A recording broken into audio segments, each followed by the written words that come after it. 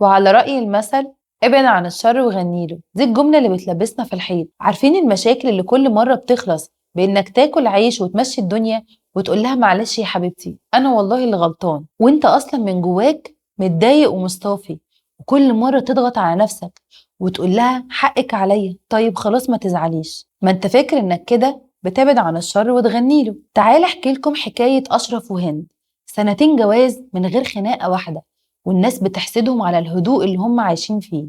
بس الحقيقة إن هند بتكتم زعلها عشان تبعد عن الشر، وأشرف بيطنش عتابها عشان يغنيله. بس النتيجة إيه بقى؟ الهدوء ده قلب ببرود عاطفي.